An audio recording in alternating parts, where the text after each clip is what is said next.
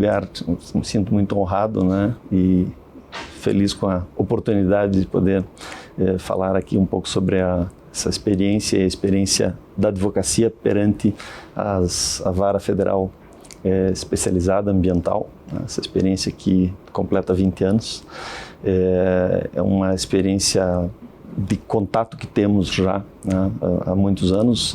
Sou advogado, atuo exclusivamente na área ambiental e também professor da Pontifícia Universidade Católica do Paraná desde o ano 2000. Então, dentro desta área de atuação, minha experiência tanto acadêmica quanto judicial, digamos assim, né, na atuação da advocacia, sempre teve muito vinculada à questão ambiental, né, e a presença das varas ambientais nos 3 estados, né, Paraná, Santa Catarina e Rio Grande do Sul, sempre foi um grande destaque para nós, né, dentro dessa atuação. Gostaria de dizer assim que dentro da academia, na atuação, né, do direito ambiental, teve a oportunidade de fazer parte da criação da primeira especialização do sul do Brasil em direito ambiental, e com a participação de vários profissionais que atuaram aqui também, né, o próprio professor Vladimir e outros que tiveram participação direta na vara ambiental. A vara ambiental trouxe um elemento relevante no aspecto acadêmico por conta exatamente dessa percepção que se traz da relevância da matéria, da especificidade da matéria, né, e da possibilidade de se atuar de uma forma muito mais técnica e específica dentro dessa matéria. Então, para o estudante, desde a graduação, a percepção desta relevância é muito importante. Para o pesquisador, também muito importante, porque isso permite que se tenha acesso a julgados com uma característica mais específica, mais aprofundados em termos de matéria, tanto do aspecto jurídico ambiental quanto do aspecto técnico, né, ambiental. Facilitam também as próprias pesquisas, né, por conta da concentração de julgados numa mesma vara, né. Então, as pesquisas permitem esse desenvolvimento também. Para além disso, aí pensando no aspecto da advocacia, né, essa iniciativa da especialização das varas se mostrou algo extremamente relevante, não apenas para a advocacia, mas para a sociedade. Afinal de contas, estamos diante de um tema, de uma matéria que é essencial e fundamental para todos nós, a sadia qualidade de vida, né? O ambiente em que vivemos. Então, esse é um tema que começa de forma relativamente recente, digamos assim, né, dentro do próprio direito, perto das outras disciplinas, que são muito mais extensas em termos de tempo, e se amplia de uma maneira significativa em termos de normas, de complexidade das normas, e demanda um conhecimento muito específico, né? Então, essa especialização permitiu a própria advocacia, permite à própria advocacia tratar de forma mais direta dos assuntos, né? Não necessitamos, em uma vara especializada, entrar em limites tão significativos de minúcias do aspecto jurídico, né, para que se possa fundamentar ou explicar determinado aspecto jurídico. Sim, deixamos aí para as minúcias nos aspectos fáticos, nos aspectos técnicos, né. E esse é um elemento essencial também da vara ambiental, a presença de juízes que são especializados, que estão constantemente na mesma área de atuação, né? Além de conhecer a fundo a matéria jurídica ambiental, eles têm a percepção também e a sensibilidade de atuação, tanto da experiência do dia a dia, várias causas que, né, estão constantemente sendo submetidas a seu julgamento, conhecimento de elementos técnicos presentes e, naturalmente, a sensibilidade de conversar com os outros saberes, né? A interdisciplinaridade é algo essencial dentro do direito ambiental. Então, para que eles possam conversar, para que eles possam saber com quais profissionais precisam interagir, por exemplo, numa perícia, muito comum nas ações civis públicas, né, que são as mais comuns dentro do direito ambiental, a quem recorrer, se é um engenheiro ambiental, um engenheiro florestal, um biólogo, um ecólogo, um geólogo, quais são os elementos que devem compor, por exemplo, a instrução do processo, né? Então, a especialização permite que tudo isso flua muito melhor e se produzam resultados mais efetivos dentro do aspecto judicial também. Isso facilita muito a atuação do advogado, porque ele está diante de um contexto onde essas matérias, esses temas, esses detalhes já são relativamente conhecidos, né? Então, também isso é muito interessante e muito importante. Os efeitos disso, naturalmente, são a sensibilidade e os melhores resultados em termos de julgamentos, né, de conhecimento, tanto da consideração dos vários aspectos que levam em conta o desenvolvimento sustentável, a ideia de que tem que considerar a variável econômica, a variável social, a variável ambiental dentro do contexto, né, que está se demandando e, de forma adequada, levar em conta esses três, sopesar esses três elementos, né? Então, a ponderação é um elemento muito importante e os resultados também são bastante interessantes nesse contexto. Então, de fato, a experiência que temos aqui dentro das varas ambientais, a experiência tanto aqui quanto Santa Catarina e Rio Grande do Sul, na nossa atuação como advogados, né, sempre se mostrou muito interessante e muito importante. Vários casos, várias situações, várias experiências, todas elas sempre muito positivas, muito interessantes com os julgadores, né, exatamente por essa perspectiva, pela capacidade da especialização, pela percepção da especialização, pela percepção do contexto, né, ambiental e do contexto da relevância das causas, mas também dos desdobramentos dessas causas. Muitas vezes estamos diante de situações que geram impactos significativos no âmbito ambiental, em outros casos no âmbito social e econômico, em outros casos se está diante dos três elementos concomitantemente. Se tem que avaliar e trabalhar com aspectos de que a aplicação de uma circunstância tem que considerar todos os direitos presentes, né, e também sem perder de vista, naturalmente, os aspectos técnicos jurídicos limitantes, né. Os direitos difusos que estão presentes aqui também, né, trazem uma série de requisitos, tais quais a constante presença, por exemplo, de ações civis públicas, né, que também têm suas peculiaridades processuais, de trâmite, que são facilitadas, que são, né, melhor conduzidas normalmente numa vara que já tem esse perfil de especialização. A facilidade maior, é significativa nesse contexto. Como disciplina jurídica, ele já se formou, ele já tem um contexto de característica de disciplina jurídica da década de 80, principalmente depois do advento da Constituição de 88. Né? Então, nós tínhamos lá, em 81, o advento da Política Nacional do Meio Ambiente, que traz um elemento de inclusão dentro do direito brasileiro, né, da figura da tutela do meio ambiente, que é resultado de uma sequência de eventos. Ele começa, vamos dizer assim, o direito ambiental no mundo começa a ser discutido de forma mais efetiva como disciplina a partir da Conferência de Estocolmo, em 1972, né, onde se estabelece a percepção de que havia necessidade de se equalizar variáveis sociais, econômicas e ambientais, né, e os problemas que já se mostravam, né, muito presentes em vários aspectos no mundo do desenvolvimento, começam a exigir esse maior cuidado. Então, naquele momento, é uma conferência da ONU que faz nascer o PNUMA, o Programa das Nações Unidas para o Meio Ambiente, e a partir desse programa, os vários países, principalmente os países desenvolvidos, no primeiro momento, começam a adotar estruturas administrativas e outras jurídicas. No Brasil, começa a tomar corpo efetivamente a partir de 81, com a Política Nacional do Meio Ambiente, que cria aí o sistema, né, de proteção ambiental. Aí, em 88, a Constituição traz para dentro do âmbito constitucional a matéria ambiental e passa a tratar de forma efetivamente transversal em todas as disciplinas, porque aí as condicionantes, as variáveis constitucionais acabam gerando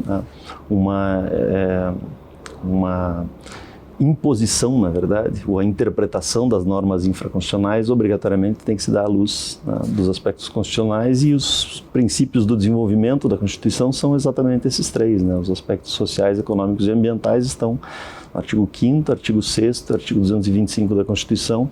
O próprio artigo 170 estabelece que o desenvolvimento econômico, social, né, desenvolvimento econômico tem por princípio esses elementos, então vincula e cria essa diretriz. E a partir daí várias normas vão surgindo, né, em cada seara distinta dentro do próprio direito ambiental, para gerar a ampliação de proteção. Temos ali o nascimento de leis que são referência, tais como em 98 a Lei de Crimes Ambientais, né? Até então tínhamos apenas algumas referências de normas desse aspecto. Em 98 surge a Lei 9605, que estabelece os crimes ambientais e a base para as infrações administrativas. A par disso, na sequência vem o decreto regulamentador, né, que estabelece aí as sanções administrativas. Todas essas multas ambientais que temos hoje têm por base esse elemento de desenvolvimento. 2000, o Sistema Nacional de Unidades de Conservação estabelece procedimentos. O próprio Código Florestal, que era de 65, né? Na verdade tínhamos um em 34, que tinha um aspecto um pouco diferente. Depois de 65 ele vem com uma característica mais próxima do que a conhecemos hoje. Em 90 ele sofre algumas adaptações por conta da Constituição. Em 2000 ele sofre grandes adaptações, que são aquelas próximas de toda essa discussão que nós acompanhamos recentemente, quando da mudança do Código Florestal, né? As varas já estavam operando aqui em 2005, quando estávamos ainda no Código Florestal anterior, que trazia uma série de elementos, né, de áreas de preservação permanente, reserva legal e outras que geravam regulamentação necessária para a matéria e, em alguns pontos, conflitos que eram de difícil solução, né? Vem a mudança em 2012 e traz, né, alguns ajustes, algumas possibilidades e também novos conflitos, até para interpretação, que são submetidos em muitos casos também às próprias varas especializadas. E aí a complexidade desses elementos, né, demanda de fato esse conhecimento mais específico, né, tanto jurídico quanto técnico, para que se possa ponderar esses elementos, seja para discussão acerca de aspectos da própria lei, seja sobre a aplicação da lei nos casos concretos. Temos 2000, então, o Sistema Nacional de Unidades de Conservação, esse ajuste da lei, da política do Código Florestal, e, na sequência, conjunto de normas, leis mais recentes que tratam da questão, depois de 2010, a Política Nacional de Resíduos Sólidos. Temos um conjunto de normas, na verdade, que vão se expandindo, e a par disso também as diversas resoluções infralegais, né? Alguns decretos regulamentadores, as próprias resoluções do CONAMA, que por muito tempo foram um grande rol de normas que sustentaram o direito ambiental pela falta de produção legislativa, e que também trazem um conjunto de elementos de proteção, demandam um conhecimento. Para além disso, o limite de conhecimento é exigido o aspecto da nossa própria República Federativa, né? Nós temos dentro do direito ambiental uma competência que gera uma complexidade da norma, né? Por quê? Porque nós temos a competência administrativa, vamos chamar assim, né? A competência de executar e aplicar as leis, que ela é comum entre União, Estados e municípios. Então temos lá órgãos, né, federal, estadual e municipal atuando, todos eles por o mesmo território, né, na seara ambiental. E uma competência supletiva, concorrente supletiva, no aspecto legislativo. Então temos leis federais, estaduais e municipais que tratam da matéria ambiental, cada uma respeitando certos limites, na verdade, de abrangência e de regras estabelecidas na Constituição, e depois, de outro lado, a execução dessas normas pelos órgãos federal, estadual e municipal, também, né, sobrepondo. Até por esse motivo, regulamentando a própria Constituição, em 2011 nós temos o advento de lei complementar, né, que estabelece exatamente essa regulamentação de separação de gestão, de atuação dos órgãos ambientais na gestão, né, que envolve tanto aspectos de licenciamento quanto aspectos de fiscalização. Já era, de certa forma, regulamentado, ou já era regulamentado em si por normas do CONAMA, mas existiam sempre conflitos de competência, existiam maiores conflitos de competência, maiores dúvidas acerca, tais quais, por exemplo, uma atividade licenciada por determinado órgão, fiscalizada e embargada por outro, né? Por essa distinção de competência, o que se pacificou, de certa forma, a partir de 2011, com o advento da lei complementar, né? Então, temos aqui uma construção que, para quem, né, não é diretamente vinculado ao direito ambiental, se torna muito mais difícil, né, de interpretar e aplicar. De fato, aí a especialização é um elemento essencial, né, mais uma vez, para que esse rol de normas seja bem compreendido, bem interpretado. A própria percepção de qual é a finalidade da norma, né, qual é o conjunto e o fim da norma ambiental, porque a gente não pode pensar que sempre a lei está descrita com todas as letras e que a aplicação literal dela é exatamente o que se espera. Tem um contexto para aplicar, né? O direito ambiental, ele foca, a própria Constituição, ela foca no equilíbrio ecológico do meio ambiente, que é um equilíbrio dinâmico, é algo que sempre se altera, a natureza está sempre em movimento, a natureza não é algo estático, né? Ela também não é uma fotografia, ela é viva. Nós temos que lembrar que esse conjunto de elementos fluidos que compõem a natureza são os elementos que nós procuramos proteger, para que o equilíbrio esteja presente sempre, mas sem deixar de certa forma, interagir com ela e utilizar partes dela, porque tudo que fazemos, tudo que consumimos, todas as nossas atividades no dia a dia estão diretamente ligadas a esses elementos da natureza, né? O que nós consumimos no dia a dia, o que nós comemos no dia a dia vem de processos manejados ou não da natureza. O manejo do solo para a produção de alimentos, né? O manejo de bacias hidrográficas para que eu garanta a qualidade da água que cicla constantemente, né, a partir do ciclo hidrológico, os elementos de manejo de fauna e de cuidado de fauna, o manejo de florestas mesmo, né? Eu posso explorar uma floresta de forma adequada, dependendo das características do seu porte, estabelecendo um planejamento onde o uso é devidamente definido, com usos que respeitam os limites da capacidade daquela floresta, né? Mas isso, claro, está estabelecido na norma e em parâmetros técnicos para que se possa executar. Não posso considerar que ela é sempre intocável. Existem algumas que sim, são intocáveis pela própria característica de regulamentação, outras não. Então, toda essa seara, esse contexto gera uma complexidade, né, cuja necessidade de percepção, de sensibilidade e inclusive de vivência é muito grande, né? Então, não é simples de se pensar, né, nesses aspectos todos, na prática do dia a dia, numa prática de uma propriedade rural, numa prática de um manejo florestal, numa prática de intervenção em ecossistemas mais frágeis, em alguns lugares, por exemplo, de áreas próximas ao litoral, como temos aqui a questão dos parques nacionais na região, né, do litoral, e em outras regiões também, que demandam essa percepção, que demandam essa sensibilidade para que a atuação seja adequada, na verdade, ponderada, sob pena de se levar a extremos alguns dos lados, né? Ou o extremo lado da exploração econômica, ou o extremo do lado social, sem levar em conta o aspecto econômico, o aspecto ambiental, ou o extremo, o aspecto ambiental, sem levar em conta. Eu gosto de levantar um exemplo.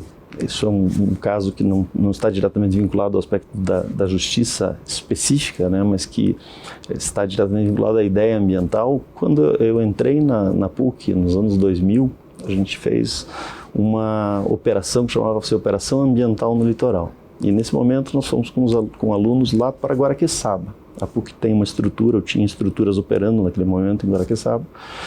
E fomos para a região de Guaraqueçaba com os alunos para fazer pesquisa de campo, para entender como que as populações locais, né, pescadores, populações até de certa forma tradicionais, interagiam com as normas ambientais. E o impacto de todos foi muito significativo, porque naquele momento, né, anos 2000, era um início do movimento ambiental, então a pressão pela ideia de intocabilidade era muito mais forte do que a ideia de equilíbrio entre parâmetros. Mostrou que a população de lá se sentia extremamente oprimida, era o pior IDH do Estado, né, por uma pressão com mais de 200 instituições que trabalhavam naquela região, que atuavam, entre organizações não governamentais, governamentais e outros, todos eles focados no aspecto de proteção ambiental e ninguém no aspecto social, né? Então, Era sim, e muito no aspecto de repressão natural, porque era natural, era uma onda, né? E aí, hoje, né, não voltamos mais no aspecto de pesquisa para lá, mas já voltei várias vezes para lá.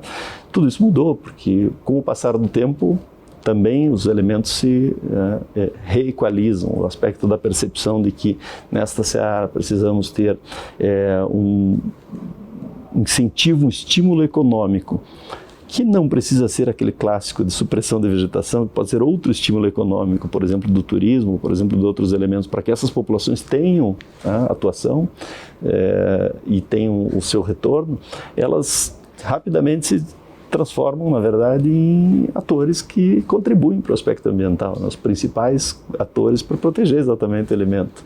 O que antes eram tidos, então, que estavam, de certa forma, se sentindo marginalizados.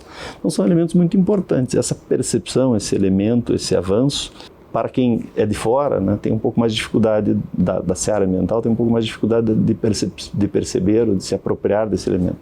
E aqueles que estão constantemente no dia a dia, nesses temas e nesses termos, né, tem naturalmente essa sensibilidade muito maior. A facilidade de perceber e de entender as nuances que estão em jogo, os elementos, e não simplesmente uma aplicação de um aspecto ou outro aspecto de forma muito literal e sem considerar o contexto, né, os próprios princípios do próprio direito ambiental, mas no contexto correto, coerente, é sempre muito importante. Essa é uma experiência muito interessante nessa seara também, né.